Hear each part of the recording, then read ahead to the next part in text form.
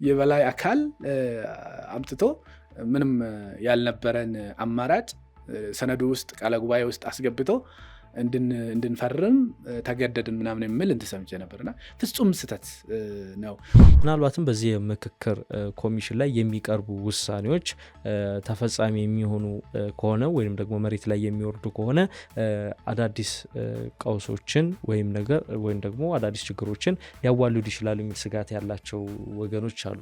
ከዚህ አንጻር የሚሰማ ነገር አለ ወይስ ስጋታቸው በእርግጥም ተጨባጭ ነው?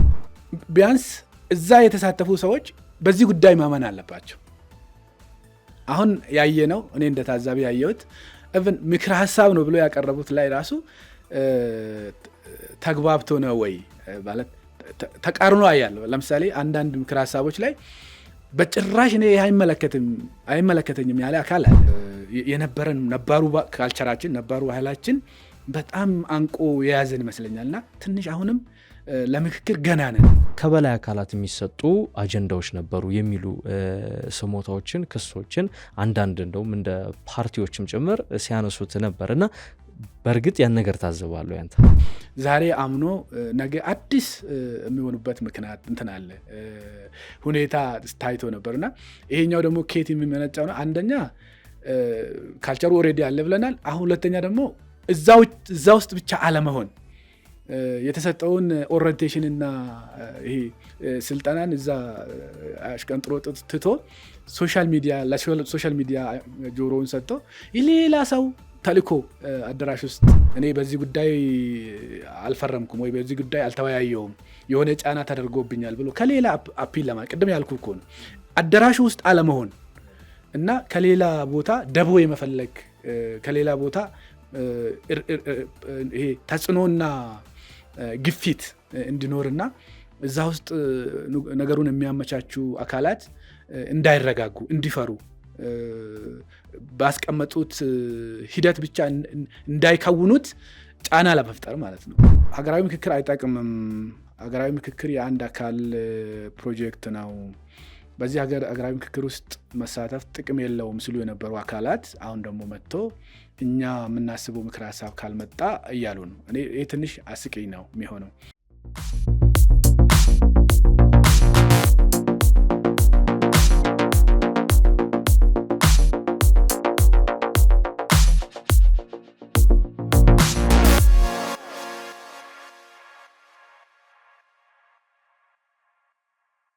የከበረ ሰላምታችን በያላችሁበት የዓለም ዳርቻ ይድረሳችሁ። የተወደዳችሁ የአንድ አፍታ ሚዲያ ቤተሰቦች ወደ እናንተ የሚደርሰው ሳምንታዊ የአንድ አፍታ ወግ ዝግጅታችን ተጀምሯል። በዛሬው የአንድ አፍታ ወግ ዝግጅታችን እንግዲህ ከሰሞኑ ትልቅ ትኩረት ከሳበው የሀገራዊ ምክክር ጉባኤ ጋር ተያይዞ በርከት ያሉ ጉዳዮችን ልናነሳ የዛሬ እንግዳችንን አቶ ለሚ ስሜን እዚህ ስቱዲዮ ጋብዘናል። ከለሚ ጋር በርከት ያሉ ጉዳዮችን እያነሳን ከምክክሩ ጋር የተያዙ አብረን እንቆያለን። እናንተም እንግዲህ በምናነሳቸው ሀሳብ አስተያየቶች ላይ አስተያየታችሁን እየሰጣችሁን አብራችሁ እንድትቆዩ ግብዣችን ነው። ለሚ እንኳን ደህና መጣ። አመሰግናለሁ ዳርቦል። በጣም ቴንኪዩ። ከዚህ ቀደም አንድ ጊዜ ተገናኝተን በጣም ጥሩ ቆይታ አድርገናል። በድጋሚ ተገናኝተናል። በጣም ደስ ብሎኛል። ምናልባትም ለተመልካቾች አጀንዳውን እያስተዋወቅኩኝ ነበረ። ለምን አንተን ለእንግድነት እንደመረጥኩኝ ትንሽ ማለት ያለብኝ ይመስለኛል። ከሀገራዊ ምክክሩ ጋር በተያዘ ከሰሞኑ በርከት ያሉ ውዥንብሮች እየተነሱ ነበረ እና ከአንተ ደግሞ ባለፉት ዓመታት ከሀገራዊ ምክክር ኮሚሽኑ ጋር በተያዘ በሚሰሩ ስራዎች ጉዳዩን በቅርበት ስትከታተል ነበር። መከታተል ብቻ ሳይሆን አንዳንድ ስራዎችንም ስትሰራ ነበር። አሁን ደግሞ የምክክሩን ሂደት ከተጀመረ በኋላ በታዛቢነት እየተከታተልክ ትገኛለህ። በዚህ አጋጣሚ ላመሰግን እፈልጋለሁ። ምክንያቱም ምክክሩ በጣም ውጥረት የተሞላበት ነው። ጊዜ እንደሌለው እዛ ውስጥ ያሉ ሰዎች ይነግሩናልና ከዛ ጊዜ ላይ ሰውተህ ስለመጣ በጣም አመሰግናለሁኝ። ብዙ መረጃዎች ሲወጡ ነበር፣ አንተም ተመልክታቸዋል። በርካታ ከውስጥ የተገኙ መረጃዎች አገኘም በሚል በርካታ ነገሮች ሲናፈሱ ነበረ። የሀገራዊ ምክክሩ እንደዚህ ሆነ፣ ከበላይ የመጣ ጫና እየተደረገበት ነው፣ ይህ አጀንዳ እየተጫነ የሚሉ በርካታ ጉዳዮች አሉና ህብረተሰቡ የምክክሩ መንፈስ ምንድን ነው የሚለውን ነገር ያገኘው አልመሰለኝም። አንተ ደግሞ እዛው በውስጥ ነው ያለው፣ ታዛቢ ነህና ከሌሎች በተሻለ ማስረዳት እንደምትችል ስለማምን እሱን ነገር እናነሳዋለን። ከዛ አስቀድመን ግን ሀገራዊ ምክክር ምንድን ነው የሚለውን ነገር ብንቃኘው ደስ ይለኛል። ምክንያቱም አንዳንዴ ከሰላም ውይይቶችም ጋር ሆነ ከልሂቃን ጋር ከሚደረጉ ውይይቶች ጋር ተዳብሎ ይቀርባል እና ሀገራዊ ምክክር የሚባለው ነገር ምንድን ነው ከሚለው እንነሳ። አመሰግናለሁ ዘሩ። እንዳልከው ከዛ መጀመሩ ነው የሚሻለው። ሀገራዊ ምክክር የምንለው ፕሮሰስ ወይ ደግሞ ሂደት የሰላም ግንባታ ሂደት ነው። ሰላም የምንገነባበት ትልቁና ሰፊ የሚባል ሂደት ነው እና ብዙ ባለድርሻ አካላት የሚሳተፉበት፣ ብዙ አጀንዳ ዲስከስ የሚደረግበት እና ምናልባትም በሀገራዊ ምክክር ጉባኤ የሚቀርቡ ምክር ሀሳቦች ብዙ ነገሮችን ሊቀይሩ የሚችሉ እና ለረዥም ጊዜ ሊቆዩ የሚችሉ ምክር ሀሳቦችን የምንለገስበት የምንሰበስብበት ትልቁ የሰላም ግንባታ ሂደት ነው። አንዳንዶቹ የፖለቲካ ሂደትም ይሉታል።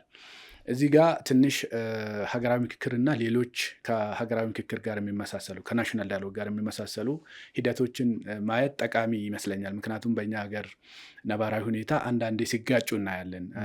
ለምሳሌ ከሀገራዊ ምክክር ሌላ የሰላም ድርድር የሚባል አለ፣ ፒስ ቶክ እንለዋለን።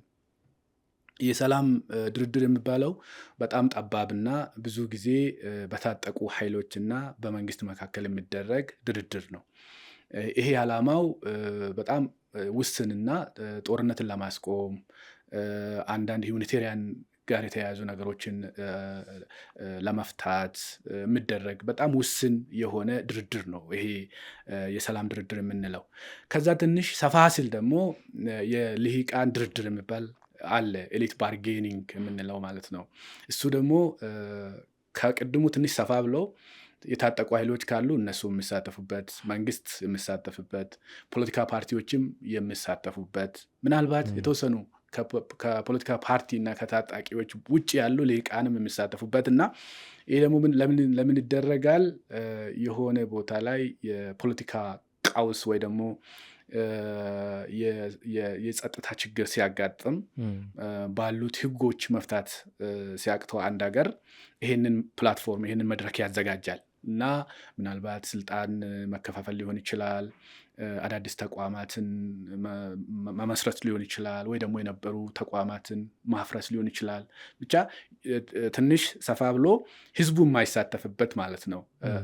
ሀገራዊ ምክክር ደግሞ ከሶስቱም ሰፋ ይልና ባለድርሻ አካላት የምንላቸው ሁሉም የሚሳተፉበት ነው። እንዳልኩ ለምሳሌ ፖለቲካ ፓርቲዎቹ ይሳተፋሉ፣ መንግስት ይሳተፋል። አሁን ወረድ ብሎ ደግሞ አርሶ አደሮች ይሳተፋሉ፣ አርብቶ አደሮች፣ የሴቶች ማህበራት፣ የወጣቶች ማህበራት፣ ሲቪክ ማህበራት፣ ሲቪል ሰርቪስ፣ የትምህርት ተቋማት እያለ ይወርዳል ማለት ነው። ስለዚህ ስፋቱን ካየው በጭራሽ አይገናኝም ከሁለቱ ጋር። ይሄኛው ተሳታፊዎቹን በጣም ሰፊ በጣም ብዙ፣ እንደገና ደግሞ አጀንዳዎችም ያንኑ ያህል ሰፋ ይላሉ ማለት ነው። ሀገራዊ ምክክር አሁንም በዓላማውም ከዛኛው ከሁለቱ ይለያል። አንዳንድ ቦታ ላይ ለአጭር ጊዜ ችግር ሊደረግ ይችላል። ሀገራዊ ምክክር ለአጭር ጊዜ ችግር ማለት አንዳንድ ጊዜ የፖለቲካ ቀውስ ያጋጥማል፣ የጸጥታ ቀውስ ያጋጥምና ያሉት የህግ ማዕቀፎች ላይፈቱ ይችላሉ፣ ወይ ደግሞ ያለው ስርዓት ላይፈታ ይችላል። ከዛ ምን ይደረጋል? ሀገራዊ ምክክር ይደረግና በዛ ይታያል፣ በዚህ ጉባኤ ይታያል። ለምሳሌ ኬንያ ከምርጫ በኋላ 2009 በፈረንጆች አካባቢ ከምርጫ በኋላ የፖለቲካ ቀውስ አጋጠማቸው። ጸጥታውን በጣም ክራይሲስ ውስጥ ገባ። ስለዚህ በነበረው ህገ መንግስት በነበሩት ተቋማት መፍታት አልቻሉም። ስለዚህ ምን አደረጉ? ሀገራዊ ምክክር አደረጉና ትንሽ ከህዝቡም የተሳተፈበት የፖለቲካ አክተሮችም የተሳተፉበት ጉባኤ ያደረጉና ያንን ችግር ፈቱ። ችግሩን የፈቱበት ለምሳሌ ምን ያደረጉ? አንድ ከዛ በፊት ያልነበረ ተቋም በመገንባት ነው። የጠቅላይ ሚኒስትር ጽህፈት ቤት የሚባል አልነበረም ከዛ በፊት እና ስለዚህ ምንድነው የስልጣን እንትኑ ስፔሱ ጠባብ ነበር፣ ፕሬዚዳንት ብቻ ነበር እና አሁን ምን አደረጉ? ትንሽ ሰፋ አደረጉትና ሰዎች የጠቅላይ ሚኒስትር ጽሕፈት ቤት ውስጥ ስልጣን እንዲያገኙ ትንሽ ፈታ አደረጉት ማለት ነው። ግን ትንሽ ከዛ በኋላ ያንን ክራይሲስ ከፈቱ በኋላ ከምርጫ በኋላ የነበረውን ክራይሲስ ከፈቱ በኋላ ደግሞ ትንሽ ፈታ አድርጎ ሌሎችንም ተቋማት ነካኩ። ለምሳሌ ሲቪል ሰርቪስ ኦዲት የሚባል ነገር ከዛ በፊት የሲቪል ሰርቪስ ሁኔታቸው ጥሩ አልነበረም። በተወሰኑ ብሔሮች የተያዘ ነበር እና ሌሎች ብሔሮች ተገለልን የሚል ቅራኔ ነበር እና ቀስ እያሉ ያንን ቅራኔ ለመፍታት ተጠቀሙበት እያሉ ብዙ ነገሮች አሉ። ስለዚህ ይሄ ቀውስን የሆነ የአጭር ጊዜ ቀውስ አሁን ለምሳሌ ከምርጫ ጋር ተያይዞ የመጣን ቀውስ ፈቱበትና ከዛ ቀስ በቀስ የረዥም ጊዜ ችግራቸውንም ነካኩበት። አንዳንዶቹ ደግሞ የረዥም ጊዜ ችግር ብቻ ለመፍታት አገራዊ ምክክር ያደርጋሉ። ለዚህ ጥሩ ምሳሌ ሊሆን የሚችለው ደቡብ አፍሪካ ነው። ደቡብ አፍሪካ ለረዥም ጊዜ አፓርታይድ ስር እንደነበር እናውቃለን እና የአፓርታይድ ስርዓት በጣም ከፋፋይ ስርዓትና ለአንዳንዶቹ ያልተገባ ጥቅም የሚሰጥ አንዳንዶቹን ደግሞ ከሚገባ በላይ ሲጨቁን የነበረ ስርዓት እንደሆነ እናውቃለን። ለምሳሌ ጥቁሮችና ነጮች አንድ ትምህርት ቤት አይማሩም። ይሄ በሕግ የተደነገገ ነው። ጥቁሮችና ነጮች በአንድ አውቶቡስ መሄድ አይችሉም። አንድ ጎዳና ላይ እንኳን በአንድ ጎዳና እንኳን መሄድ አይችሉም እና ብዙ አይነት እንትን ነበር፣ ጭቆና ነበር፣ ብዙ አይነት ክፍፍል ነበር እና ያ ክፍፍል ለረዥም ጊዜ ቅራኔ ፈጥሮ ነበር። የአፓርታይድ ስርዓቱ ከተገረሰሰ በኋላ ሀገራዊ ምክክር ተደረገና ከዛ በፊት የወጡ ህጎች እንዲሻሻሉ ከዛ በፊት የነበሩ ተቋማት ምክንያቱም እነዛ ተቋማት ጤናማዎች ስላልነበሩ ምክንያቱም ለነጮች ያልተገባ ጥቅም ሲሰጡ የነበሩ ጥቁሮችን ደግሞ ሲጨቁኑ የነበሩ ተቋማት ስለሆኑ እነዛ ተቋማት ፈርሶ በአዳዲስ ተቋማት መገንባት ነበረባቸውና ለዛ ተደረገ ማለት ነው። ህጎች መሻሻል ነበረባቸው ከህገ መንግስት ጀምሮ ማለት ነው። እና አሁን እዛ ምንድነው ያደረጉት ማለት ነው? የአጭር ጊዜ ክራይሲስ ወይ ደግሞ ቀውስን አይደለም ለመፍታት የሞከሩት። ፈንዳሜንታሊ ለረዥም ጊዜ ሲንከባለል የቆየውና በህዝቦችና ህዝቦች መካከል የነበረውን ቅራኔ እንደገና ደግሞ በህዝብና በሀገረ መንግስት መካከል ራሱ ጥቁሮች ሀገራቸውን እንደ ሀገር ሲያዩ አልነበረም። ህዝብ ሀገሩን እንደ ሀገሩ ካላየ የሀገረ መንግስትና ህዝብ ግንኙነት የታመመ ነው ይባላል። ይሄ ስቴት ሶሳይቲ ሪሌሽንሺፑ ማለት ነው። ስለዚህ ሀገራዊ ምክክር ለሁለቱ ዋና ዋና ነገሮች ይደረጋል እንዳልኩ፣ ለአጭር ጊዜ ቀውስ እና ለረዥም ጊዜ። የኛ ሀገራዊ ምክክር እኔ ከደቡብ አፍሪካው ጋር የሚመሳሰል ይመስለኛል። ምክንያቱም አይቶ ከሆነ አዋጁ ላይ ለረዥም ጊዜ ሲንከባለሉ የቆዩ ዋና ዋና ቅራኔዎችን ለመፍታት ይላል፣ ወይ ደግሞ ዋና ዋና ቅራኔዎችን በመፍታት መግባባት ላይ መድረስ ይላል። ስለዚህ የታቀደው ምንድነው ማለት ነው? በኢትዮጵያ ሀገረ መንግስት ግንባታ በሂደት ውስጥ በታሪክ አጋጣሚ የተፈጠሩ ቅራኔዎችን በሀገረ መንግስትና በህዝብ መካከል በህዝቦችና ህዝቦች መካከል የተፈጠሩ ቅራኔዎችን እየፈታን ይቅር ተባብለን አዲሲቷን ኢትዮጵያን ገንባ የሚል ነው። እዚህ ውስጥ የተቋማት ሪፎርም ሊኖር ይችላል፣ የህጎች ሪፎርም ሊሆን ይችላል። ምክንያቱም እንዳየነው አሁን ዋና ትኩረቱ ህገ መንግስት ላይ ነው ማለት ነው። ሀገራዊ ምክክር ከሞላ ጎደል ሂደቱም ይህን ይመስላል። ትርጓሜውም ይሄ ነው ልባል ይችላል። አዎ ይህን እንደ አንድ ጥያቄ ያነሳ ነው። አይ ቲንክ አንተም በምላሽ እያነሳው ነበረ፣ ያልጠሩ ነገሮችን ለማጥራት ነው። ያም ብቻ ሳይሆን ግን ከዚህ ተነስተንም የምናነሳቸው የምንመዛቸው ነገሮች አሉ። የምክክሩን አጠቃላይ ሂደት የምንቃኘው ከዚህ መረዳት ወይም ከዚህ አንደርስታንዲንግ ተነስተን ነው ማለት ነው። ሁለተኛውም ጥያቄም ላይ አይ ቲንክ አንስተዋል፣ ምን አይደለም የሚለውንም አብረ አንስታ ያይዘዋል። በተለይም ከዚህ ከግጭት ጋር በተያዘ ከድርድር ጋር የተያዘ ከኤሊት ከልሂቃን ውይይት ጋር የተያዘውን ነገር አያይዘ አንስተዋል። ይህ ከሆነ ዘንድ ውይይቱ እየተካሄደ ነው። የኢትዮጵያን የረጅም ጊዜ ያላግባቡንን ቅራኔዎች እንደሚፈታ ተስፋ ተጥሎበታል።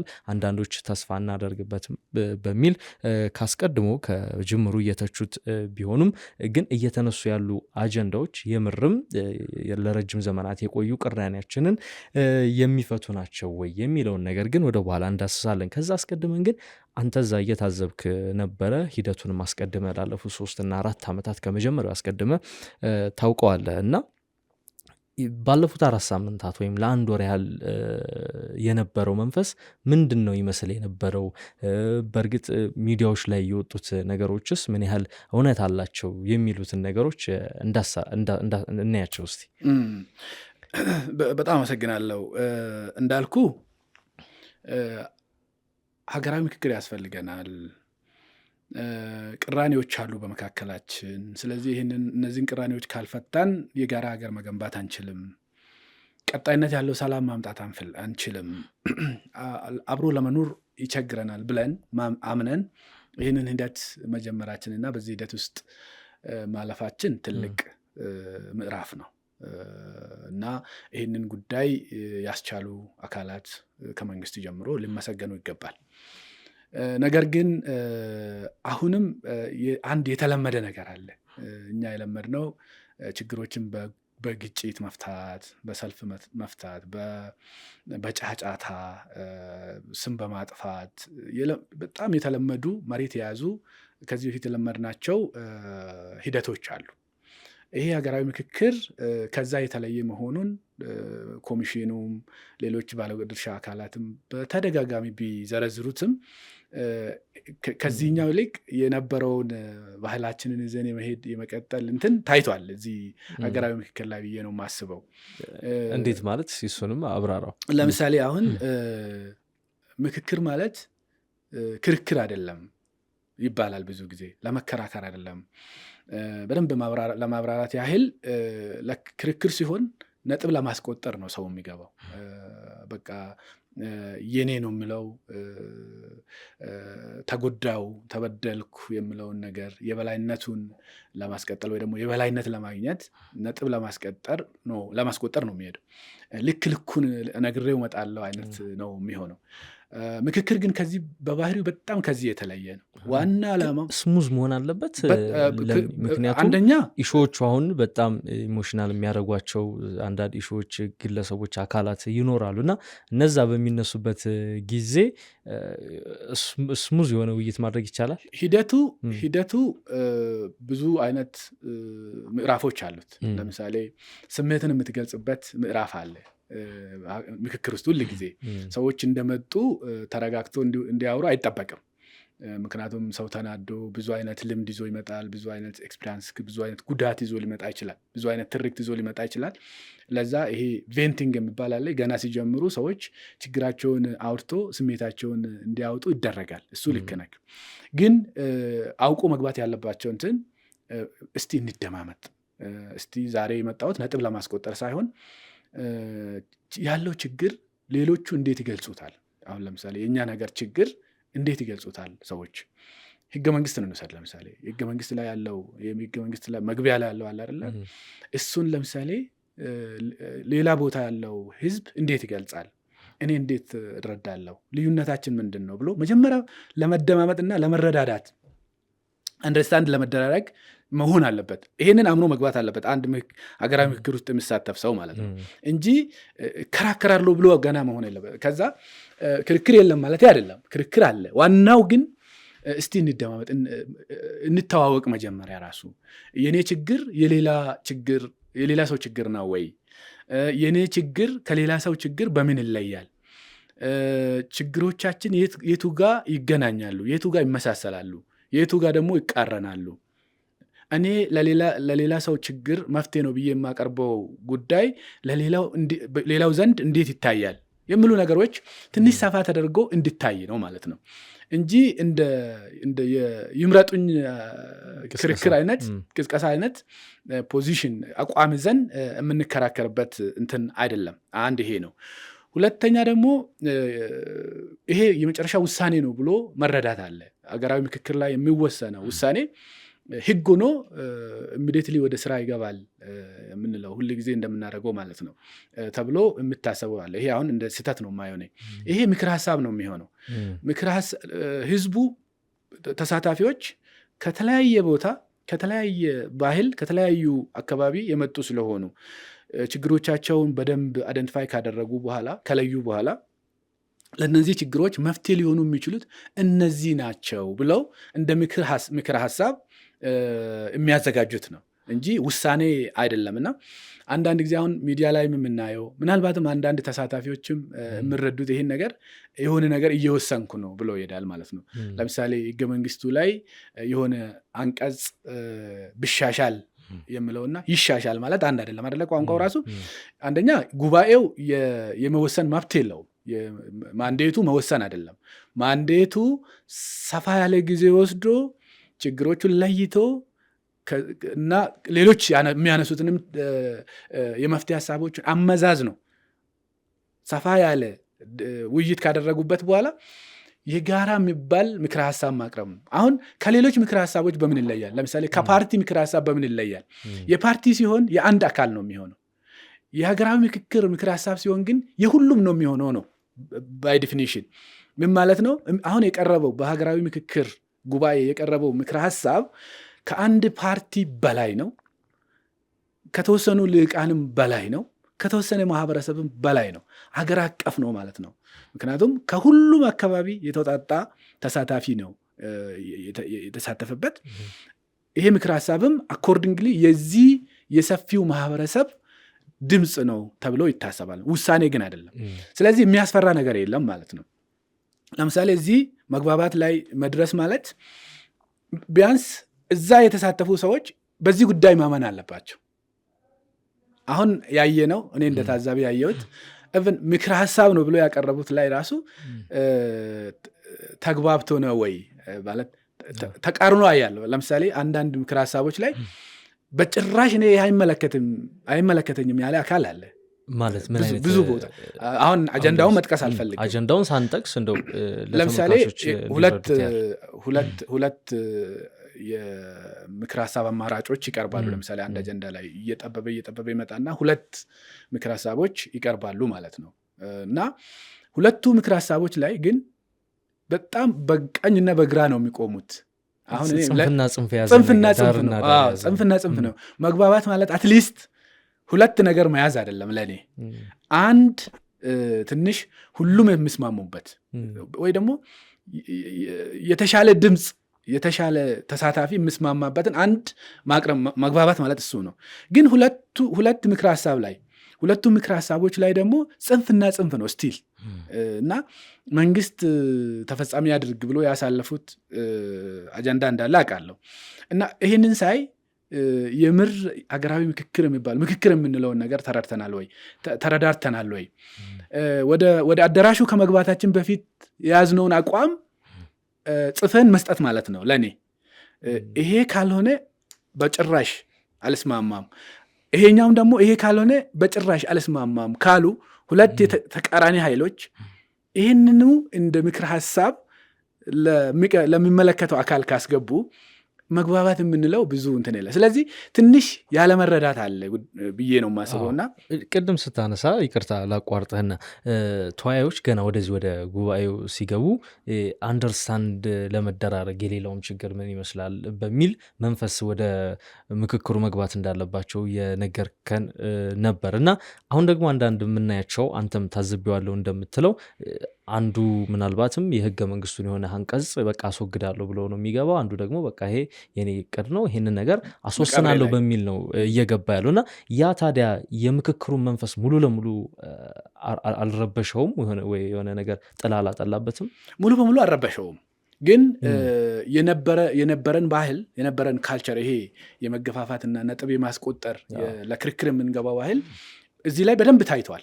ይሄ ያለመሸናነፍ እብን የአንዱን ችግር ለመረዳት ዝግጁ አለመሆናችን በደንብ ታይቷል ብዬ ነው የማስበው። አንዱ ይሄ ነው። ምንም እንኳን ረዥም ጊዜ ቢሆንም አሁን እንደ ታዛቢ ብዙ አዳራሽ ትገባለ፣ ብዙ የስራ ቡድኖችን ታየዋለ እና በየቀኑ ደግሞ ፕሮግሬሶችንም ታያለ።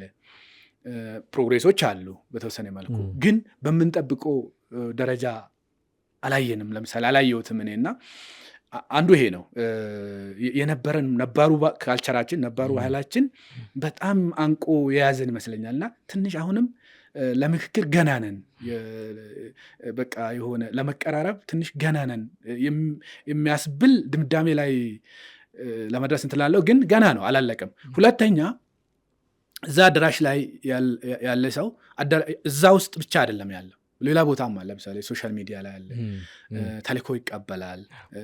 አሁን ምክክር ላይ ሲሆን ሰው በተቻለ መጠን ራሱን ማዳመጥ አለበት፣ የራሱን ሕሊና ማዳመጥ አለበት፣ የራሱን ምን ተረድቻለሁ ብሎ ማለት አለበት። ውጭ ያለውማ ውጭ ያለ ነው እና ግን ይሄ በጣም ማኒፌስት ሲያደርግ እናያለን፣ በደንብ ሲገለጽ እዛ ውስጥ ያለው ተሳታፊ ውጭ ባለው ድባብ ሲወሰድ እናያለን። ለምሳሌ ዛሬ የተግባቡበት ነገ የማፍረስ ነገር አለ፣ ወደኋላ የመመለስ ነገር አለ። ዛሬ አምኖ ነገ አዲስ የሚሆኑበት ምክንያት እንትን አለ፣ ሁኔታ ታይቶ ነበርና ይሄኛው ደግሞ ኬት የሚመነጫው ነው። አንደኛ ካልቸሩ ኦልሬዲ አለ ብለናል። አሁን ሁለተኛ ደግሞ እዛ ውስጥ ብቻ አለመሆን፣ የተሰጠውን ኦሪንቴሽን እና ይሄ ስልጠናን እዛ አሽቀንጥሮ ትቶ ሶሻል ሚዲያ ጆሮውን ሰጥቶ ሌላ ሰው ተልእኮ አዳራሽ ውስጥ ጫና ለመፍጠር ነው ውይይቱ ላይ። አሁን እዛ ውይይቱ ላይ ሲሳተፉ የነበሩ ፖለቲከኞችን፣ ከፍተኛ የፓርቲ አመራሮችን ማህበራዊ ሚዲያዎች ላይ ሲጽፉ ነበር እና ምናልባት የነሱ ሀሳብ ከውጭ በኩል ባለ ጫና ምክክር ኮሚሽኑ የሚያቀርባቸው ምክር ሀሳቦች ላይ ጫና ለማድረግ ነው እንደዛ ሲያደርጉ የነበረው። ምን ማለት እንችላለን? ሌላኛው ችግራችን አለመተማመናችን አይደለ? አንተማመንም። በቃ ሁሉም ነገር ሴራ ይመስለናል። ለምሳሌ የተወሰኑ ሰዎች በአንድ ነገር ሲግባቡ ይሄ ነገር ላይ እንዴት መግባባት ቻሉ? ከኋላው ማን አለ? የመንግስት እጅ አለበት? የሌላ የሆነ ጡንቻ ያለው አካል አለበት? ምናምን የሚል ነገር አለ። ስለዚህ ምን ይሆናል ማለት ነው? ወደ ስጋት ነው የምንገባው። ስለዚህ እዛ የነበረውን ሂደት፣ ጥሩ እየሄደ ያለውን ሂደት እንረሳና ወደ ሴራ ትንተና እንገባለን። ከዛ በስጋት ወጥተን ያንን ስጋት ላለመቀበል፣ ኃላፊነቱን ላለመውሰድ እኔ የለውበትም፣ እኔ በዚህ ጉዳይ አልፈረምኩም ወይ በዚህ ጉዳይ አልተወያየውም፣ የሆነ ጫና ተደርጎብኛል ብሎ ከሌላ አፒል ቅድም ያልኩ እኮ ነው አዳራሹ ውስጥ አለመሆን እና ከሌላ ቦታ ደቦ የመፈለግ ከሌላ ቦታ ይሄ ተጽዕኖና ግፊት እንዲኖርና እዛ ውስጥ ነገሩን የሚያመቻቹ አካላት እንዳይረጋጉ፣ እንዲፈሩ፣ ባስቀመጡት ሂደት ብቻ እንዳይከውኑት ጫና ለመፍጠር ማለት ነው። እና አንዱ ይሄ ነው፣ ጫና ለመፍጠር ነው ውስጡ። ሁለተኛው ምክንያታቸው ብዬ የማስበው ስጋት፣ ወደ መጣሁበት ስመለስ ይሄንን ወስነ መጣ እባላለሁ፣ ይሄንን ሽጠ መጣ እባላለሁ እና ውሳኔ ነው የሚመስላቸው ብያለሁ። ምክር ሀሳብ አይመስላቸውም። በደንብ አንተ አልተከራከርክም እባላለሁ እንጂ ቆይ ይሄ ነገር ችግሩ ምንድን ነው? ለሁላችንም የሚያስማማ መፍትሄ ደግሞ የትኛው ነው ብሎ መፍትሄው ላይ ትኩረት ከማድረግ ይልቅ ከዚህ ወጥቼ ምን ይሉኛል፣ የኔ ቡድን ከዚህ ውሳኔ በኋላ እንዴት ያያኛል የሚል እንትን አለ። ሶስተኛ ነው የመጨረሻ አይ ቲንክ ይሄ የፖፑሊስት መሆን፣ ሰዎች የሆነ ቦታ ላይ አጋጣሚዎችን ፈልገው መታወቅ፣ ጭብጨባ መፈለግ፣ ከሌሎች ተስፈንጥሮ መታየት መፈለግ አለ እና እነዚህ ሁሉ የጸረ ምክክር ሁኔታዎች ናቸው እና ዞሮ ዞሮ ግን ሂደቱ ሙሉ በሙሉ ረብሾታል ባይባልም እኔ እንደ አንድ ታዛቢ የተረዳሁት ምክክሩን ሙሉ በሙሉ አልተረዳንም። ምክክር ማለት ክርክር ነው ብለን ነው የገባ ነው እና አብዛኛው ተመካካሪ ነጥብ ለማስቆጠር የምለውን ነው ጭንቅላት ውስጥ በትልቁ ይዞ የገባውና ትንሽ መሻሻል ቢኖርም እንደ ጅምር ጥሩ ቢሆንም እንደ መጀመሪያ እዚህ ሀገር ብቻ ሳይሆን ሌላም ሀገር ሀገራዊ ምክክር አዲስ ነው ጥሩ ቢሆንም አሁንም ግን እንደሚቀረን ገና እና ብዙ መስራት እንዳለብን ነው ያሳየልል ነው። ሁለት ነገሮችን እናንሳ። አንደኛው አይ ቲንክ ይህንንም ፕሮግራም እንዲዘጋጅ ያሰብኩበት ምክንያት ያልጠሩ ነገሮችን ከማጥራት ብዥታና ውዥንብር የፈጠሩ ነገሮችን ከማጥራት እና ግልጽ ምስል ለተመልካቾችና ለሕዝቡ ለመስጠት ያህል ነው እና እንደ አንድ ታዛቢ እንደው ብትመልስልኝ የምፈልገውና ሕዝቡም እንዲጠራለት ከምፈልጋቸው ነገሮች አንዱ ምናልባትም የተለያዩ ዓለም አቀፍ ሚዲያዎችም ሆኑ የሀገር ውስጥ የግል ሚዲያዎችም ሲያወጡት የነበረ አንድ ጉዳይ አለ እና በምክክር ኮሚሽኑ ላይ ተጽዕኖ ከፈጠሩ አሁን አንተ ካነሳቸው ጉዳዮች ባለፈ ከበላይ አካላት የሚሰጡ አጀንዳዎች ነበሩ የሚሉ ስሞታዎችን፣ ክሶችን አንዳንድ እንደውም እንደ ፓርቲዎችም ጭምር ሲያነሱት ነበር እና በእርግጥ ያን ነገር ታዘባለሁ ያንተ? እኔም በዚህ ጉዳይ ላይ እየጻፍኩ ነበር እና በጣም የገረመኝም ነገር እሱ ነው። እዛ ባልኖር ኖሮ ሂደቱን እየታዘብኩ ባይሆን ኖሮ ምናልባት እኔም ማመን ይችል ነበር። እሱን ዜና አይቻለው።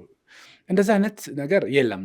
እንደዛ አይነት የምር ኮሚሽኑ በተቻለ መጠን ነፃነቱን ጠብቀው እዛም ያሉ ባለሙያዎች በተቻላቸው መጠን ገለልተኝነታቸውን ጠብቆ ነው የሚሰሩትና ለምሳሌ አንዱ አሁን በአዲስ አበባ ጉዳይ ነው አንድ ሚዲያ ጽፎት ከዛ አጀንዳ የሆነው እና ምንድነው የተባለው አሁን የፈረምንበት አማራጭ ከበላይ አካል መጥቶ ነው እንጂ ያልተወያየንበት በጣም ፍጹም ስህተት ነው እሱ ነገርና ያ ከመጣ በኋላ ነው በአጀንዳው ላይ አጀንዳው መንፈስ የተቀየረው የሚል ነገር የተቀየረው ምለው እንደነገርኩ ከጀምሩ ጀምሮ ሲከታተል ነበር። እኔ ደግሞ ታዛቢም ስለሆንኩኝ ማስታወሻ የመያዝ ሁኔታዎችንም የማየት እድል አግኝቼ ነበርና አዲስ አበባን በሚመለከት የመጀመሪያ ክርክር 4 ነጥቦች ነበሩ።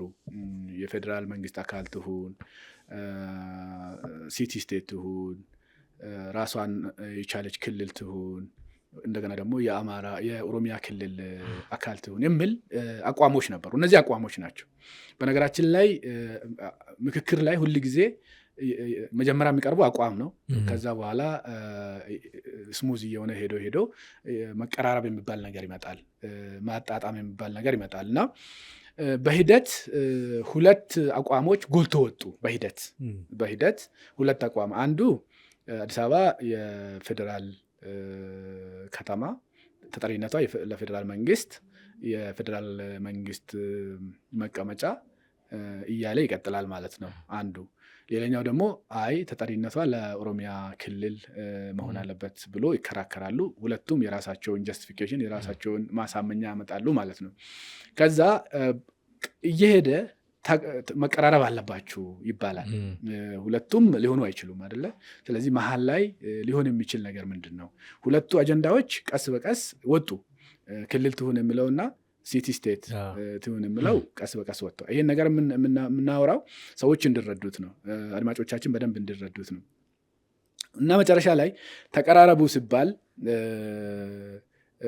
ተመካካሪዎች አንድ ሀሳብ ይዞ መጡ። 3ኛ በኦሮሚያ ስር ትሁን ወይ ደግሞ ለኦሮሚያ ተጠሪ ትሁን የሚለው አካል ወይ ደግሞ ተከራካሪዎች እሱን ሀሳባቸውን ትንሽ ቀይረው ለፌዴራል መንግስት ተጠሪ ትሁን፣ ነገር ግን የኦሮሚያም ዋና ከተማ ወይ መቀመጫ ትሁን የሚል ሀሳብ ይዞ መጡ። ስለዚህ አሁን ይሄ ማለት ትክክለኛ የምክክር ሂደት ነው። እየተቀራረቡ ነው ማለት ነው። በጣም ቦልድ የሆነና ሩቅ የሆነውን አቋማቸውን ትንሽ ስሙዝ አድርጎ እየተቀራረቡ ነው ማለት ነው። አሁን እዚህ ላይ ምክክር ተደረገ። አይ አዲስ አበባ የኦሮሚያ ዋና ከተማ ወይ ደግሞ መቀመጫ መሆን አትችልም፣ እኛ የአንድ ክልል መቀመጫ ለመወሰን አይደለም የመጣ ነው ምናምን ብሎ የተከራከራለ።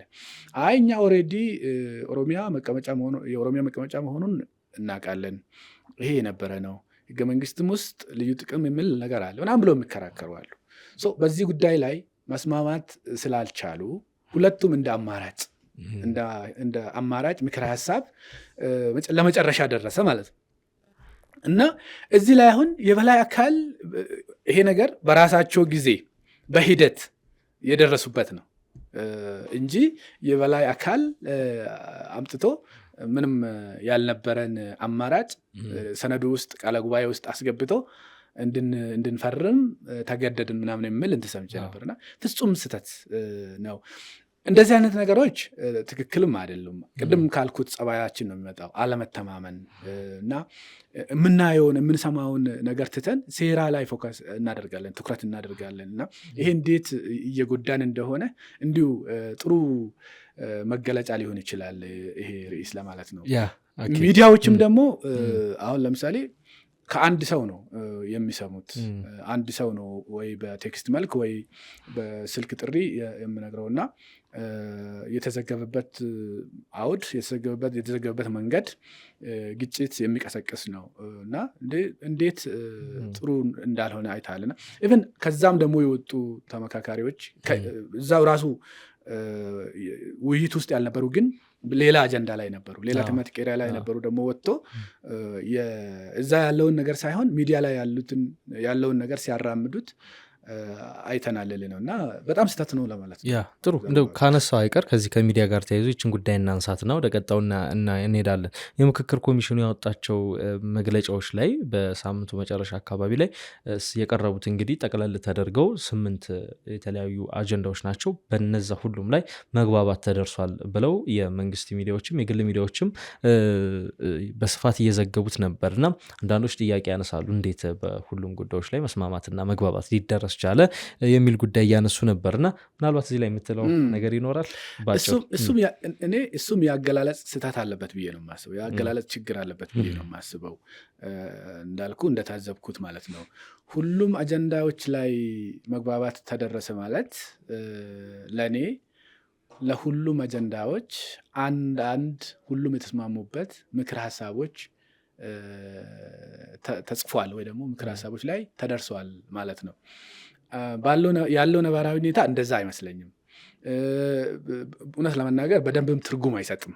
ሁሉም አጀንዳዎች ላይ ተስማሙ ሳይሆን ወደ ሌላኛው ምዕራፍ ወደ መጨረሻው ምዕራፍ አልፏል። መቀራረብ ላይ ደርሷል። አሁን መግባባት ላይ ደርሷል እና ተቀራረቡ ማለት አንድ አይመስለኝም እና ሚዲያው የዘገበበት የመንግስት ሚዲያም የዘገበበት ትንሽ ችግር ያለበት ሆኖ ነው ያገኘሁት። ያገላለጽ ችግር ያለበት ሆኖ ነው ያገኘሁት እና ሁሉም ነገር ላይ መግባባት እናያለን እንግዲህ ነገ ከነገ ወዲያ ስለሚወጣ። ግን እንደዛ መባሉም ራሱ ትክክልም አይደለም። ሁሉም ነገር ላይ ደግሞ መግባባት ላይም አይደረስም፣ ተጨባጭ አይደለም። ወይ ሚዲያው ጋዜጠኞቹ ከግንዛቤ ማጣት ሊሆን ይችላል እንጂ በእርግጠኝነት ኮሚሽኑ እንደዚህ አይነት ቋንቋ ይጠቀማል ብዬ አላስብም። ተቀራረቡ፣ ሁሉም አጀንዳዎች ላይ መቀራረብ ላይ ተደርሷል ሊባል ይችላል። ስምምነት ላይ ደርሰዋል ወይ ደግሞ መግባባት ላይ ደርሰዋል ማለት ሁሉም ነገር ላይ ኮንሰንሰስ ላይ ደርሰዋል ማለት ነው እና አይ ቲንክ ሁሉም ነገር ላይ ደግሞ ኮንሰንሰስ ላይ የደረሱ አይመስለኝም። ለወደፊትም ኢቭን ምንድነው ከዛ በፊት የነበረው መግለጫ ላይ ዋና ኮሚሽነሩ አንዳንድ የሚያድሩ አጀንዳዎች ሊኖሩ ይችላሉ ብለው ነበርና አይ ቲንክ እሱ ነው ትክክል። አሁንም ማየው እየታዘብኩ ያለሁት የሚያድሩ አጀንዳዎች ይኖራሉ። ኢቭን የሚያድሩ አጀንዳዎች እንኳን ባይኖሩ የተወያዩ ተመካካሪዎች ተቀራረቡ እንጂ መግባባት ላይ ደረሱ የሚለው ነገር ለወደፊትም እርማት የሚፈልግ ይመስለኛል። የሚያድሩ ጉዳዮች አሉ ብለዋል። አይ ቲንክ በርካቶችም ይስማሙበት ይመስለኛል። እንደው ከሚያድሩት ውጪ የምንስማማበት ወይም የሚስማሙበት አጀንዳ ያለ ይመስልሃል? አብዛኞቹ ጉዳዮች ላይ እንደዚህ አይነት ከስምምነት የሚደረስ ይመስላል። እስቲ አንዳንድ ጉዳዮችን እናንሳ። አይ ቲንክ ከስምምነት ደርሷል ሲል ኮሚሽኑ በራሱ 2 ምክር ሀሳቦች ወደ ቀጣው ምዕራፍ እንዲያልፉ ከስምምነት ደርሰዋል ለማለት እንጂ እነዛ የቀረቡ የፌዴራሊዝም ጉዳዮችም ሆነ የባንዲራ፣ የህገ መንግስት፣ የአዲስ አበባ ምናምን ጉዳዩ ላይ ይሄ ይሁን የሚል አይነት ውሳኔ ላይ ደርሷል የሚል መንፈስ ያለው አይመስለኝም እና ቀጣው የሚቀር አንድ ምዕራፍ አለና ያ ምዕራፍ ምንድን ነው? አሁን 10 ላይ ተወያዩ፣ 50 ላይ ተወያዩ፣ ከዛ በኋላ 250 እንደገና 500 ላይ ተወያዩ። በውይይት ደረጃ 500 ኦልሞስት የመጨረሻ ነው ሊባል ይችላል። የ500 ቡድኑ ይሄ ሜጋ ቡድን ነው እሱ። ከዛ በኋላ ውይይት ብዙ አይኖርም። ከዛ በኋላ መግባባት ላይ የተደረሱ አጀንዳዎች አሉ። እንደገና ደግሞ የተቀራረቡ ሀሳቦች አሉ። እነዚህ አሁን ለ4000ዎቹ ይቀርባሉ። እየተሰራ እንደሆነ ታዝቤያለሁ። ለ4000 ቀርቦ እንደየ ሁኔታው ይጸድቃሉ። ለምሳሌ መግባባት ላይ ተደርሷል ተብሎ የቀረበለትን 4000 ተሳታፊ ያለበት ጉባኤ ያጸድቀዋል። ስምምነት ላይ ተደርሷል ማለት ይሄ አሁን አንድ ወጥ የሆነ ምክረ ሀሳብ የሚያመጣ ከሆነ ማለት ነው። የተቀራረቡ ግን ደግሞ አንድ ወጥ ምክር ሀሳብ ያልቀረበባቸው እንትኖች ሊኖሩ ይችላሉ፣ አጀንዳዎች ሊኖሩ ይችላሉ። ይሄ አሁን ስንገልጻቸው እነዚህ አይነቶቹ ተቀራረቡ። ቢያንስ አሁን ለምሳሌ 4 ምክር ሀሳብ ከነበረ አራቱን ምክር ሀሳቦች ወደ 2 ካጠበቡ አሁን ሙሉ በሙሉ ተግባቡ አይባልም፣ ተቀራረቡ ነው የሚባለው። ስለዚህ መቀራረባቸው በ4000 ጉባኤተኛው ይጸድቅላቸዋል ማለት ነው መቀራረባቸው። ገብተዋላ። ስለዚህ ቀጣዩ ኮንፈረንስ ጉባኤ የሚሆነው ማጽደቅ ነው።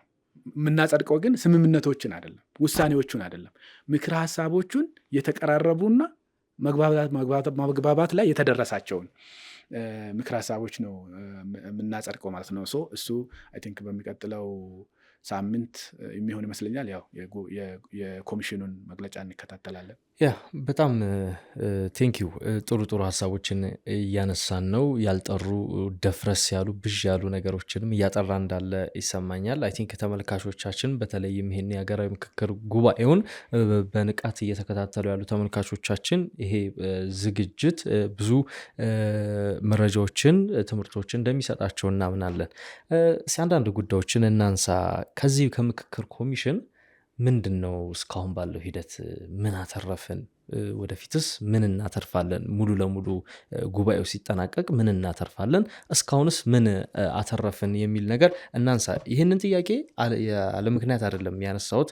በተለይ አንዳንድ ወደ ምክክሩ ዘግይተው ምክክሩ ሊጀመር ቀናት ሲቀሩት አካባቢ ላይ ወደ ምክክር የተቀላቀሉ የፖለቲካ ፓርቲዎች አሉ እና እነሱ የሚያወጧቸው መግለጫዎች ላይ ከምክክሩ ጎን ለጎን የሚያወጧቸው መግለጫዎች ላይ ምናልባትም በዚህ የምክክር ውሳኔ ላይ የሚወሰኑ ውሳኔዎች ሌላ ቀውስን አሁን በሀገሪቱ ካለው ቀውስ በተጨማሪ ሌላ ቀውስን ሊያዋልድና ሊፈጥር የሚችል ነገር ነው ይላሉ እና ከዚያ አንጻር ምንድን ነው እስካሁን ያተረፍነው?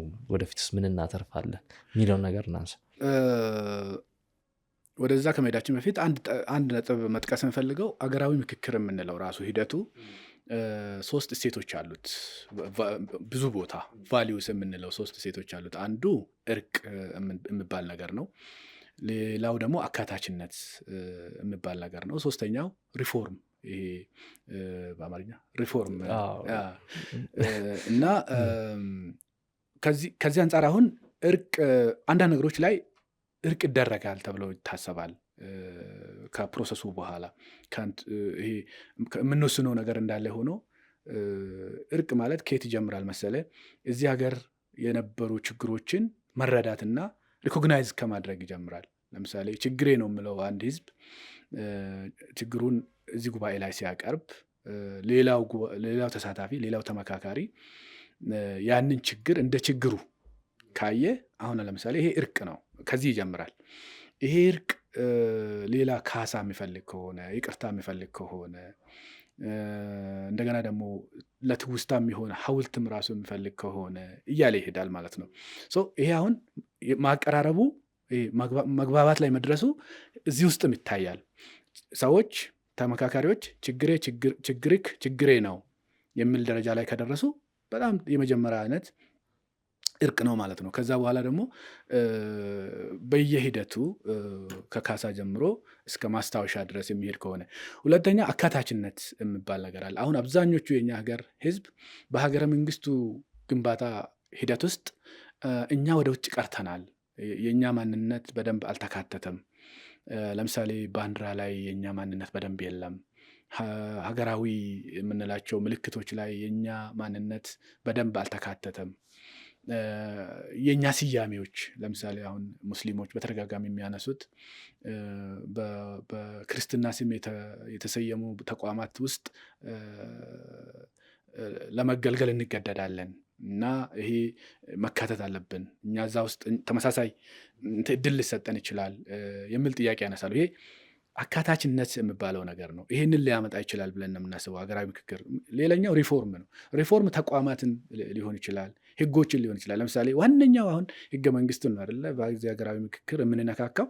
ስለዚህ እሱ ላይ ከጅምሩ ከፕሪያምብሉ ጀምሮ ከመግቢያው ጀምሮ እስከ ሌሎችም ቦታ ድረስ የምንነካካው ነገር ያንን የምናደርገው ሞር ለመቀራረብ ነው። ከዚህ በፊት የነበረ ህግ ነው። ከዚህ በፊት የነበረን ማህበራዊ ውላችን ነው። ግን ሞር እንድንቀራረብ ሞር አብረን እንድንኖር ይሄን ህግ ሞር እናሻሽል የሚል ነው። ሪቫይዝ እናድርገው ሪፎርም እናድርገው የሚል ነው። ከዚህ አንጻር እኔ አትሊስት እርቁ ቢቀር ሁለቱን እናገኛለን ብዬ ነው የማስበው። አካታችነት ከዚህ ሀገራዊ ምክክር በኋላ አካታችነት በደንብ የሚፈጸም ተግባራዊ የሚሆን ይመስለኛል። ለምሳሌ አካታችነት ስንል አንዱ ለምሳሌ ቋንቋ ነው። ከዚህ በፊት የፌዴራል የስራ ቋንቋ አንድ ብቻ ነበር። አሁን ከአንድ በላይ ሊሆን ይችላል። ስለዚህ የተወሰኑ ማህበረሰቦች ጥያቄያቸው ይመለሳል ማለት ነው። አካታችነታቸውን ያረጋግጣሉ ማለት ነው። ሌላኛው አሁን ይሆናል ብለን በደንብ የምንጠብቀው ይሄ ሪፎርም ሪፎርም ከተቋማት ጀምሮ አንዳንድ ተቋማት ብዝሃነትን አይገልጹም። አንዳንድ ተቋማት ትንሽ ከድሮ ኢስታብሊሽመንት አልተላቀቁም የሚል ነገር አለ። እነሱ ሪፎርም የሚደረጉበት ሁኔታ ይኖራል እና ህገ መንግስቱ እና ሌሎች ህጎችን ለምሳሌ የሲቪል ሰርቪስ ሁኔታችን በተወሰነ መልኩ ሪቫይዝ ሊደረግ ይችላል። ይሄንን በአጠቃላይ በጋራ የምናገኛቸው ናቸው። እዚህ ውስጥ ግን የተለየ ጥቅም የሚያገኝ ህዝብ እንደገና ደግሞ ለበለጠ ጉዳት የሚጋለጥ ህዝብ ይኖራል ብዬ አላስብም። ሀገራዊ ምክክር ጥቅሙ እሱ ነው። በተቻለ መጠን አብረን ኮምፕሮማይዝ የምናደርገው ነገር ይኖራል፣ አብረን የምናገኘው ነገር ይኖራል። ሙሉ በሙሉ ግን አንዱን ያገለለ ውሳኔ ሊወሰን አይችልም። ምክንያቱም ኮንሰንሰስ ነው፣ መግባባት።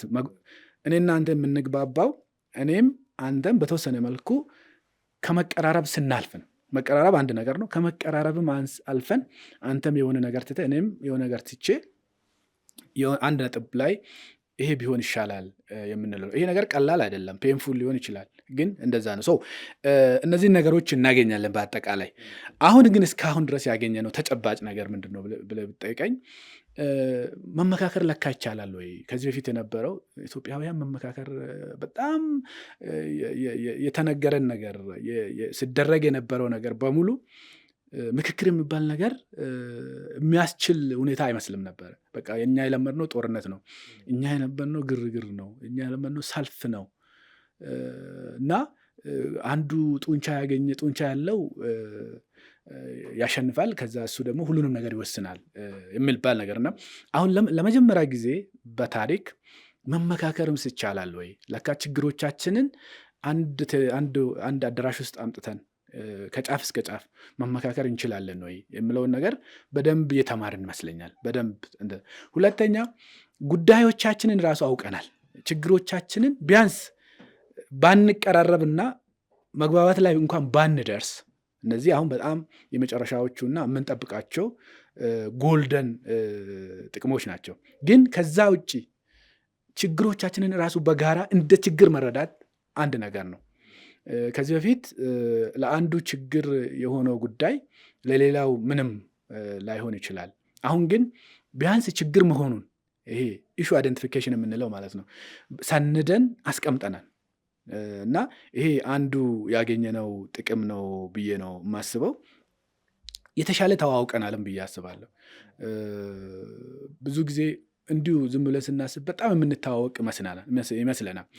ይህ ሀገር ትልቅ ነው፣ በጣም ሰፊ ህዝብ ነው፣ በጣም ብዙ ማንነት፣ ብዙ ባህል፣ ብዙ ቋንቋ ነው ያለውና ይሄ 4000 ሰው ከጫፍ ጫፍ መጥቶ ለአንድ ሰው አብሮ መሆን ቀላል አይደለም። ብዙ ነገሮችን ይቀይራል ብዬ አስባለሁ እና የተሻለ ኮሚኒኬሽን የተሻለ መተዋወቅን የፈጠረ ይመስለኛል። ዘሩባቤል ከሚነሱ ስጋቶች አንጻር አሁን ቅድም ምን አተረፍን ከሚለው ጋር ተያይዞ አሁን ስጋታቸውን የሚገልጹ አሉ። አንዳንዶቹ ስጋቶች ተጨባጭ ናቸው ወይስ ተጨባጭ አይደሉም የሚሉት በራሳቸው ጥያቄ ይነሳባቸዋል። በተለይ ቅድም ያነሳውን ላይ ከዚህ ከፓርቲዎች ጋር በተያዘ ምናልባትም በዚህ የምክክር ኮሚሽን ላይ የሚቀርቡ ውሳኔዎች ተፈጻሚ የሚሆኑ ከሆነ ወይም ደግሞ መሬት ላይ የሚወርዱ ከሆነ አዳዲስ ቀውሶችን ወይም ደግሞ አዳዲስ ችግሮችን ሊያዋልዱ ይችላሉ የሚል ስጋት ያላቸው ወገኖች አሉ። ከዚህ አንጻር የሚሰማ ነገር አለ ወይስ ስጋታቸው በእርግጥም ተጨባጭ ነው? እንደ ስጋት መነሳቱ ጥሩ ሆነው ብዙ ጊዜ አገራዊ ምክክር መፍትሄ ብቻ አይደለም ይዞ የሚመጣው። አንዳንድ ቦታ ችግርም የሚያመጣበት ሁኔታ አለ። እውነትን ነው። ግን ደግሞ በእኛ ሀገር ነባራዊ ሁኔታ አሁን ያ የመሆን እድሉ ጠባብ ነው። ስጋት ወይ ደግሞ ችግር የመፍጠር እድሉ ጠባብ ነው። እንዳልኩ የጉባኤ ዋነኛው ስራ ኃላፊነት ምክር ሀሳብን ማቅረብ ነው። እነዚህ ምክር ሀሳቦች ደግሞ ስለቀረቡ ብቻ ደግሞ ወደ ተግባርም ይቀየራሉ ማለት አይደለም። ብዙ ሂደት ውስጥ ያልፋሉ። ለምሳሌ አሁን ቅድም የተቀራረቡ ግን መግባባት ላይ አልደረሱም ያልናቸው ነጥቦች ላይ ገና ደግሞ አስማሚ ቡድኖች ደግሞ የሚባሉ አሉ፣ ባለሙያዎች። ለምሳሌ እዚህ ከደረሳችሁ እኮ ይሄንን እንዲህ ብታደርጉ ትስማማላችሁ የሚል የባለሙያዎች ቡድን አለ። እዛ ጋር ማሳጅ ይደረጋል ማለት ነው። ሌላው ለመንግስት ነው የሚሰጠው ይሄ ነገር አይደለ? ምክር ሀሳቡ ለመንግስት እንደየሁኔታው አይቶ ሁኔታዎችን ገምግሞ ነው ወደ ስራ ወደ ተግባር የሚቀይረው እንጂ እዚህ ሰዎች ለምሳሌ እኔ ልዩነት አለኝ በዚህ ጉዳይ ላይ አልተስማማውም የሚል ድምፅ እያሰሙ ወደ ተግባር የሚገባበት ምክንያት የለም። እንደዛ አይነት ሁኔታም የለም። የሀገራዊ ምክክር ዋነኛው ግብ ችግሮችን መፍታት ነው። ቢያንስ ግን አዲስ ችግር እንዳይፈጠር ማድረግ ነው። እዚህ ላይ በጣም ጥንቃቄ እያደረጉ እንደሆነ አይቻለው። ያለው ሁኔታ፣ ያለው ድባብ፣ ያለው ዝግጅት ያንን የሚከላከል ይመስለኛል እና አዲስ ግጭት አይፈጥርም። ቢያንስ ወደ ነበሩበት የሚመልሱ ሁኔታዎች ሊኖሩ ይችላሉ። እንደ አዲስ ደግሞ የጋራ ሆኖ ሊወጡ የሚችሉ ነገሮች አሉ፣ ሁኔታዎች አሉ። አዲስ ግጭት፣ አዲስ ስጋት ይፈጠራል የሚል ምንም አይነት ግምገማ የለኝም። ሀገራዊ ምክክር አይጠቅምም፣ ሀገራዊ ምክክር የአንድ አካል ፕሮጀክት ነው፣ በዚህ ሀገራዊ ምክክር ውስጥ መሳተፍ ጥቅም የለውም ሲሉ የነበሩ አካላት አሁን ደግሞ መጥቶ እኛ የምናስበው ምክር ሀሳብ ካልመጣ እያሉ ነው። ይህ ትንሽ አስቂኝ ነው የሚሆነው። ገና ለገና ሀገራዊ ምክክሩን በደንብ ሳይገመግሙ እነማን ናቸው የሚሳተፉት፣ ሂደቱ ምን ይመስላል ብሎ በአግባቡ ገምግሞ እንትን ሳይሉ ወጡ ወይ ደግሞ ሀገራዊ ምክክሩ ላይ ሲዘምቱ የነበሩ አካላት ናቸው። አሁን ደግሞ መጥተው እነሱ የሚፈልጉት በራሳቸው ቋንቋ ምክር ሀሳቡ እንድጻፍላቸው የሚፈልጉ አካላት አለ። ይህ በጣም ትንሽ ያስቃል እና ቅድም ካልኩት ነገሮች ጋር ይገናኛል። እኛ የለመድነው ግርግር ነው እና አመፅ ነው። ባለፉት 150 ዓመታት ቢያንስ እንደዚህ አይነት መድረክ አልተፈጠረም እና ይህን ማመስገን ያስፈልጋል። አሁን የነበረው ምክክር 100% ትክክል ነው ልንል አንችልም። ክፍተቶች ሊኖሩት ይችላሉ፣ ስህተቶች ሊኖሩት ይችላሉ። ግን እንደ መጀመሪያ ሂደት እንደ ሙከራ ጥሩ የሚባል ነው እና ብዙ ነገሮች ውስጥ አልፏል። ብዙ ነገሮችንም አዳዲስ ነገሮችንም ይዞ መጥተዋል እና ትንሽ እንደዚህ ሂደቱ ውስጥ ያላለፉ አካላት አሁን ደግሞ የሂደቱ ውጤት እኛ የምንፈልገው ነው መሆን ያለበት የሚለውን እንትን ሲሉ ብዙም ትርጉም የለውም። አንድ ሁለተኛ አይ ቲንክ ሰፊው ህዝብ ከዚህ የተለየ አቋም አለው ብዬ ነው የማስበው። ምክንያቱም እንዳልኩ ቅድም በጣም ያልተሳተፈበት ባለድርሻ አካል የለም በዚህ ሀገራዊ ምክክር። እንደሚነዛው አይደለም ባይዘው ክርክሩም ሰዎች እንደሚሉት የአንድ አካልም አይደለም። አንዳንድ ቦታ ላይ መንግስት ማይኖሪቲ ሲሆን ታያለ። ታዛቢ መሆን ጥቅሙ ይሄ ነው። አንዳንድ ቦታ ላይ የመንግስት ሰዎች ፍላጎት አንደርማይን ሲደረግና ሌላ ከፍ ብሎ ሲታይ ታየዋለ እና ጥሩ መግባባት የተደረሰ ይመስለኛል። ቢያንስ ይሄ ነገር ውስጥ የመንግስት የበላይነት ወይ ደግሞ እንደሚባለው የበላይ አካል እጅ ረዥም ነው ምናምን የምለው ነገር ብዙም ትርጉም የሚሰጥ አይደለም። ከዚህ በኋላ የተሻለ ሌላ ምክክር ልናዘጋጅ እንችላለን። ብቻ ይሄ እንደዚህ አይነት ትልቅ ብቻ ሳይሆን ሌሎች ትንንሾች ምክክሮችን ልናዘጋጅ እንችላለን። ለምሳሌ አንድ አጀንዳ ላይ አጀንዳውን አልጠቅስም፣ አብዛኞቹ ብሔር ብሔረሰቦች ከተስማሙ በኋላ በሁለት ብሔሮች መካከል ያለመስማማት እንዳለ አይቻለሁ። እኔ እንደ ባለሙያ ተገንዝቤያለሁ። እንደኔ አሁን ምንድነው የሚሆነው? ከዚህ በኋላ በሁለቱ ብሔሮች መካከል አንድ ምክክር ሊዘጋጅ ይችላል። እንደዚህ አይነት በሊቃኑ ዘንድ እንደዚህ አይነት ምክር ሀሳብም ራሱ ማቅረብ እንችላለን እና ይሄ ነገር ወደ ታች እየወረደ በክልል ደረጃም ሊሆን ይችላል፣ ወይ ደግሞ በሁለት ክልሎች መካከልም ሊሆን ይችላልና ይሄ ነገር እንደ ጥሩ ትምህርት እንወስዳለን። ግን የባሰ ግጭት የባሰ አለመግባባት ያመጣል የሚል እንትን የለኝም። ሞዴልም የመሆን እድል አለው። ብዙ ጊዜ እኛ የራሳችን የሆነውን ሂደት አናደንቅም እንጂ ሂደቱ የመጣበት እስካሁንም እየሄደበት ያለው መንገድ ለሌሎች ሞዴል ሊሆን የሚችል እና ለእኛም ራሱ ለወደፊት መማሪያ ሊሆን የሚችል እዚህ ላይ ቆመን ሌላ የተሻለ ስራ የምንሰራበት ነው። በጣም ጥሩ። በጣም አመሰግናለሁ ለሚ። እንግዲህ ውድ ጊዜን ሰውተ ነው እዚህ አንዳንድ ማብራሪያዎችን እንድትሰጠን የመጣኸው። በጣም ነው የምናመሰግነው። አይ ቲንክ ቢያንስ እንደው ከሰሞኑ በዚህ ሳምንት ብዥታ የፈጠሩ አንዳንድ ጉዳዮች ላይ መነጋገር ተገቢ ሆኖ ስላገኘሁት ነው። ተመልካቾችን በሚገባ የተሻለ መረዳት እንደሚያገኙ ተስፋ አድርጌያለሁ። ስለመጣ እጅግ አድርጌ ነው የማመሰግነው። በእርግጠኝነት በሌሎች ጉዳዮች እንገናኛለን። አመሰግናለሁ። የተወደዳችሁ ተመልካቾቻችን እንግዲህ የዛሬው የአንድ አፍታ ወግ ዝግጅታችን ከለሚ ስሜ ጋር የነበረን ቆይታ ይህን ይመስል ነበር። አብራችሁን ስለቆያችሁ እጅግ አድርገን ነው የምናመሰግነው። መልካም ቆይታ